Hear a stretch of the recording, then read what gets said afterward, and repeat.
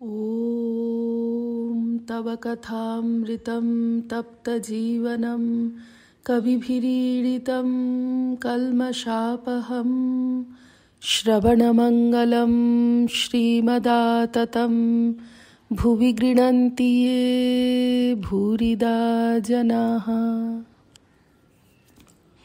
দক্ষিণেশ্বর মন্দিরে ভক্ত সঙ্গে শ্রীরামকৃষ্ণ 1884 9 নভেম্বর। ঠাকুর শ্রীরামকৃষ্ণ তেজচন্দ্রের কথা কহিতেছেন। শ্রীরামকৃষ্ণ মাস্টারের প্রতি, একবার ওকে জিজ্ঞাসা করে দেখো, একবারে আমায় ও কি বলে, জ্ঞানী কি কি বলে। শুনলুম তেজচন্দ্র নাকি বড় কথা কয় না। গোপালের প্রতি, দেখ তেজচন্দ্রকে শনি মঙ্গলবারে আসতে বলিস।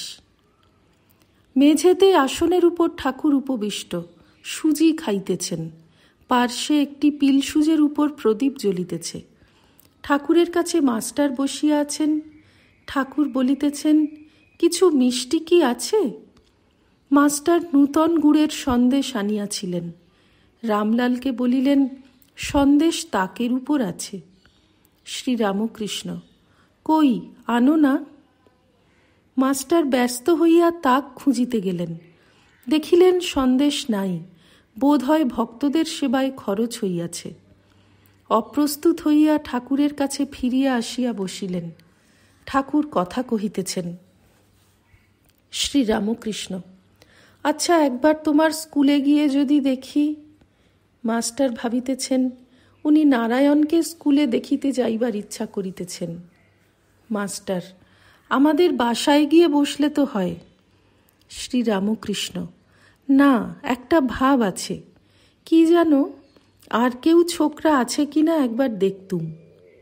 মাস্টার, অবশ্য আপনি যাবেন, অন্য লোক দেখতে যায় সেইরূপ আপনিও যাবেন।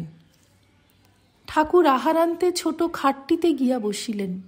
একটি ভক্ত তামাক সাজিয়া দিলেন। ঠাকুর তামাক খাইতেছেন। ইতিমধ্যে মাস্টার ও গোপাল বারান্দায় বসিয়া রুটি ও ডাল ইত্যাদি জলখাবার খাইলেন। তাহারা নহবতের ঘরে শুইবেন ঠিক করিয়াছেন। খাবার পর মাস্টার খাটের পার্শ্বস্থ পাপোশে আসিয়া বসিলেন। শ্রীরামকৃষ্ণ মাস্টারের প্রতি, নহবতে যদি হাঁড়ি কুড়ি থাকে, এখানে শোবে এই ঘরে? মাস্টার, যে আজ্ঞে। চতুর্দশ পরিচ্ছেদ। রাত 10টা-11টা হইল। ঠাকুর ছোট খাটটিতে তাকিয়া ঠেসান দিয়া বিশ্রাম করিতেছেন। মণি মেঝেতে বসিয়া আছেন। মণির সহিত ঠাকুর কথা কহিতেছেন। ঘরের দেওয়ালের কাছে সেই পিলসুজের উপর প্রদীপে আলো জ্বলিতেছে। ঠাকুর অহেতুক কৃপা সিন্ধু, মণির সেবা লইবেন। শ্রীরামকৃষ্ণ, দেখো আমার পাটা কামড়াচ্ছে, একটু হাত বুলিয়ে দাও তো।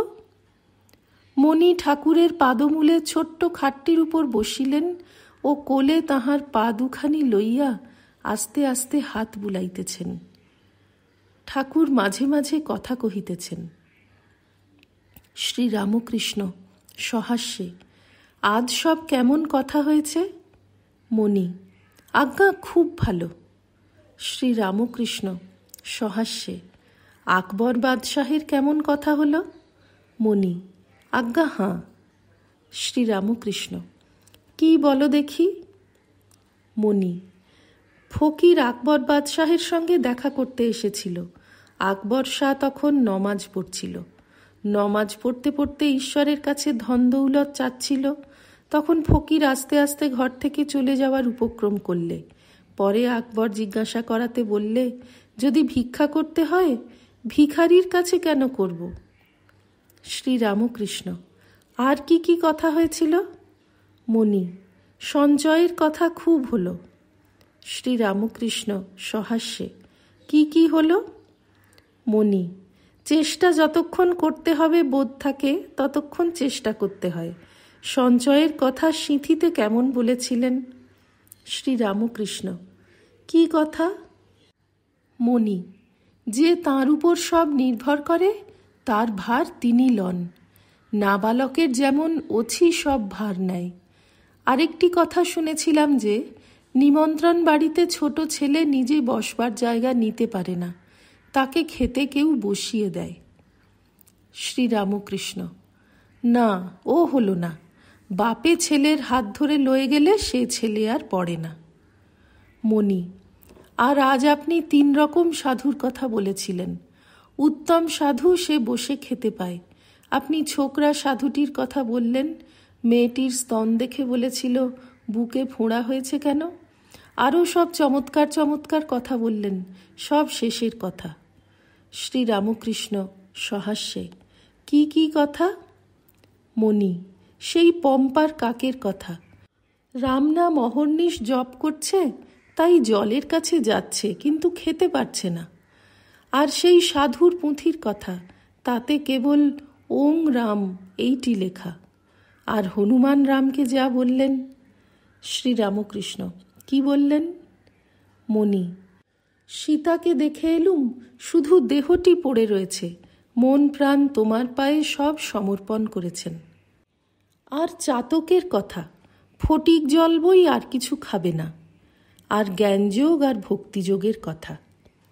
শ্রীরামকৃষ্ণ: কি?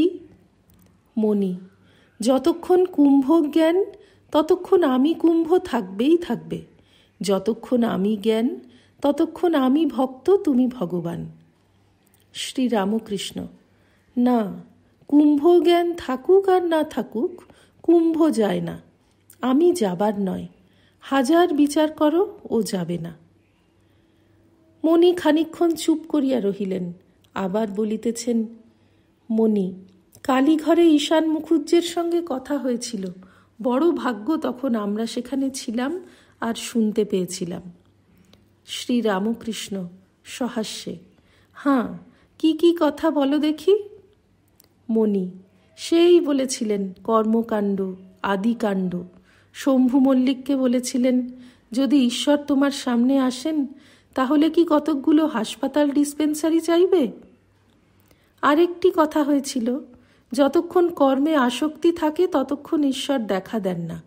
কেশব সেনকে সেই কথা বলেছিলেন। শ্রীরামকৃষ্ণ: কি? মণি: যতক্ষণ ছেলে চুষি নিয়ে ভুলে থাকে ততক্ষণ মা রান্নাবান্না করেন। চুষি ফেলে যখন ছেলে চিৎকার করে তখন মা ভাতের হাঁড়ি নামিয়ে ছেলের কাছে যান। আরেকটি কথা সেদিন হয়েছিল, লক্ষণ জিজ্ঞাসা করেছিলেন ভগবানকে কোথা কোথা দর্শন হতে পারে। রাম অনেক কথা বলে তারপর বললেন, ভাই, যে মানুষে উর্জিতা ভক্তি দেখতে পাবে, হাসে কাঁদে নাচে গায়ে, প্রেমে মাতোয়ারা, সেইখানে জানবে যে আমি আছি। শ্রীরামকৃষ্ণ: আহা আহা। ঠাকুর কিয়ৎক্ষণ চুপ করিয়া রহিলেন। মণি: ঈশানকে কেবল নিবৃত্তির কথা বললেন। সেই দিন থেকে অনেকের আক্কেল হয়েছে। কর্তব্যকর্ম কমাবার দিকে ঝোঁক। বলেছিলেন, লঙ্কায় রাবণ মল, বেহুলা কেঁদে আকুল হল। ঠাকুর শ্রীরামকৃষ্ণ এই কথা শুনিয়া উচ্চহাস্য করিলেন। মণি অতি বিনীতভাবে: আচ্ছা, কর্তব্যকর্ম হাঙ্গাম কমানো তো ভালো। শ্রীরামকৃষ্ণ: হাঁ, তবে সম্মুখে কেউ পড়ল সে এক, সাধু কি গরিব লোক সম্মুখে পড়লে তাদের সেবা করা উচিত। মণি: আর সেদিন ঈশান মুখুজ্জেকে খোসামুদের কথা বেশ বললেন, মরার উপর যেমন শকুনি পড়ে। ও কথা আপনি পণ্ডিত পদ্মলোচনকে বলেছিলেন। শ্রীরামকৃষ্ণ: না, উলোর বামন দাসকে। কিয়ৎপরে মণি ছোট খাটের পার্শ্বে পাপোশের নিকট বসিলেন। ঠাকুরের তন্দ্রা আসিতেছে। তিনি মণিকে বলিতেছেন, তুমি শোওগে, গোপাল কোথায় গেল? তুমি দৌড় ভেজিয়ে রাখো। পরদিন 10ই নভেম্বর সোমবার।